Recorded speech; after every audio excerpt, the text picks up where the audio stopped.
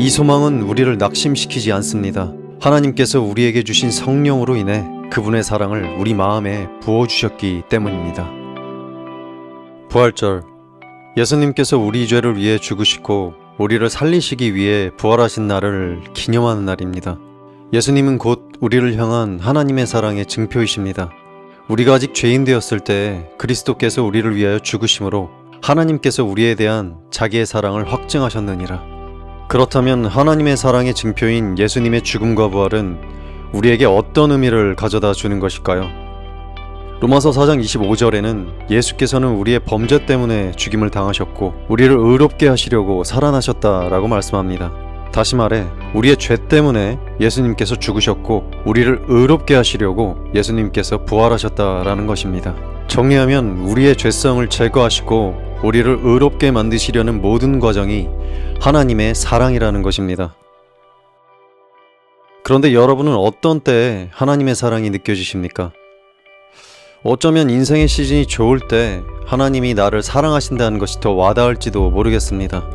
그런데 직장에서 해고되었을 때, 관계가 무너졌을 때, 경제적으로 어려워졌을 때, 질병이 생겼을 때, 이러한 시즌에도 하나님이 나를 사랑하신다고 믿어지십니까? 오히려 내가 어려울 때에는 하나님 앞에 내가 무언가 잘못하여 나한테 벌을 주시는 건가? 나를 심판하시는 건가? 이런 생각이 들 때는 없으신지요?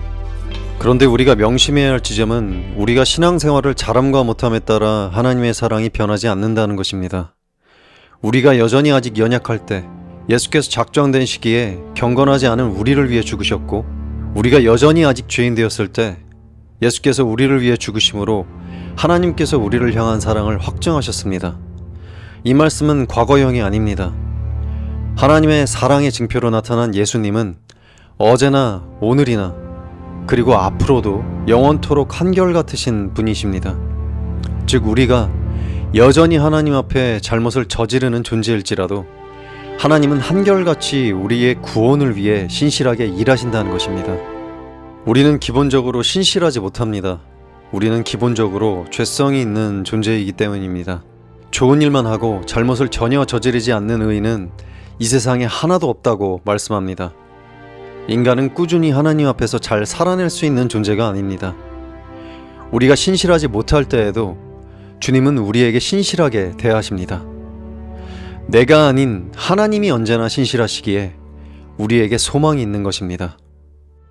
그러므로 자기가 굳게 서 있다고 스스로 의인이라고 생각하는 사람은 넘어지지 않도록 주의하시고 죄 때문에 괴롭다면 너무 좌절하지 마십시오. 건강한 사람은 의사가 필요하지 않으나 병든 사람에게는 필요합니다. 애초에 예수님은 굳게 서 있다 착각하는 의인을 부르러 온 것이 아니라 죄인을 부르러 오셨습니다. 우리가 신앙생활 가운데 집중해야 할 지점은 내가 하나님 앞에 얼마나 잘하는가 못하는가가 아니라 하나님의 사랑이 나의 인생 가운데 어떻게 드러나는지에 대해 집중해야 합니다. 결국 죄성이 가득한 나를 변화시키는 것은 하나님 앞에서 내가 무엇을 잘하고 못하고의 행위가 아니라 하나님의 사랑이 나를 변화시키기 때문입니다. 우리의 좋은 때와 나쁜 때가 마치 우리의 잘잘못에 따라 우리의 노력 여하에 따라 만들어지는 것 같지만 하나님이 좋은 때도 있게 하시고 나쁜 때도 있게 하신다고 말씀합니다. 크리스천의 모든 때는 내 의지와 노력의 문제가 아니라 내 인생의 주체이신 하나님의 인도하심 아래서 해석해야 합니다. 아무것도 하지 말라는 이야기가 아닙니다. 할 수 있는 데까지 최선을 다하십시오.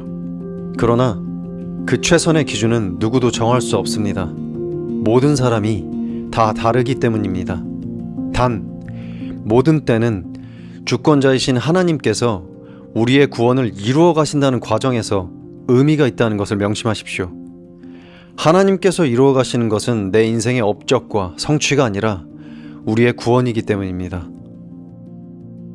죄성을 가진 우리에게 일어나는 모든 일과 모든 때는 서로 협력해서 하나님께서 선을 이루어 가시는 과정, 구원을 이루어 가시는 과정입니다. 하나님의 사랑은 구원이요, 예수님의 죽음과 부활입니다. 앞전에 말했던 것을 반복합니다. 로마서 4장 25절 말씀을 마음에 새기십시오. 우리의 죄성을 제거하시고 우리를 의롭게 만드시려는 모든 때가 예수의 죽음과 부활이 우리의 삶 속에 나타나는 과정입니다. 즉, 이 과정이 보편적으로 하나님이 구원하시고자 하는 이들에게 나타나는 하나님의 사랑입니다. 하나님의 사랑을 나의 느낌과 생각으로 정의하지 마시고 하나님의 감동으로 기록된 성경 말씀을 기준으로 생각하고 느끼시길 소망합니다. 그런 의미에서 영상을 시작할 때 읽었던 말씀은 하나님의 사랑이 우리 가운데 부어지는 과정이라 볼 수 있습니다. 바로 환난은 인내를, 인내는 연단을, 연단은 소망을 이루는 줄 안다라는 것입니다. 이 소망이 우리를 실망시키지 않는 것은 환난을 시작으로 하나님의 사랑이 우리의 마음속에 부어지는 과정이기 때문입니다. 환난은 우리가 신앙생활을 잘못했기 때문에 꼭 마주하는 순간이 아니라 죄성을 가진 모든 인간이 결국 마주해야 하는 과정입니다.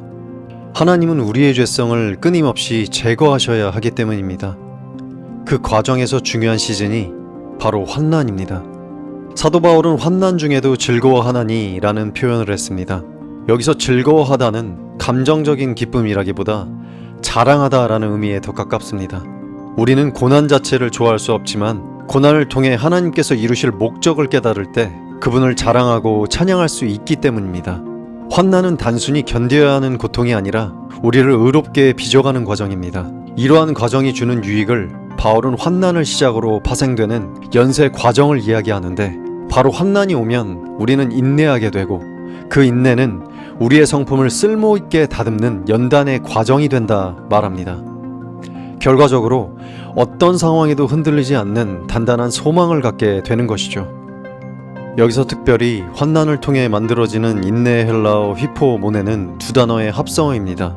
즉, 그 자리에 머물러 버티는 힘이라는 의미가 내포되어 있습니다. 이 의미는 내가 참고 견디는 힘을 이야기하는 것이 아니라 환난 가운데 하나님께서 나를 구원하시고자 하는 과정에 주목하여 하나님의 사랑을 깨달아 버티는 힘을 이야기합니다. 내가 잘못해서 환난이 왔구나, 이러한 1차원적 해석이 아니라 하나님께서 나를 사랑하셔서 나의 구원을 위해 나의 교만을 다루시는구나, 나의 성품을 다루시는구나 라고 스스로를 점검하며 하나님께서 허락하시는 환난의 때를 해석해 가야 합니다. 다시 강조하지만 모든 때는 변함없는 하나님의 사랑 안에 존재하는 크리스천에게 의미가 있습니다.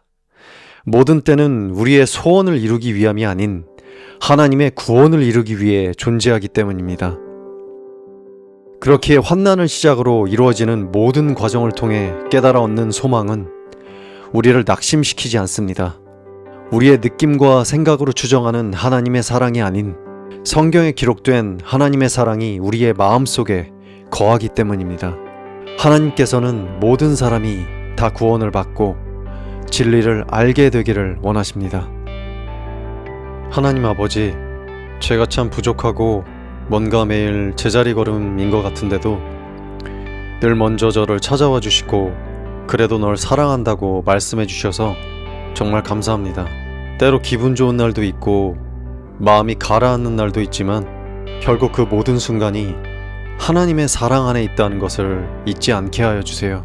살다 보면 내가 뭘 그렇게 잘못했나 싶을 만큼 힘든 일도 생기지만 그게 저를 무너뜨리려는 벌이 아니라 제 못난 모습들을 조금씩 깎아내고 저를 더 단단하게 만드시려는 하나님의 신실한 사랑이라는 것을 믿길 원합니다.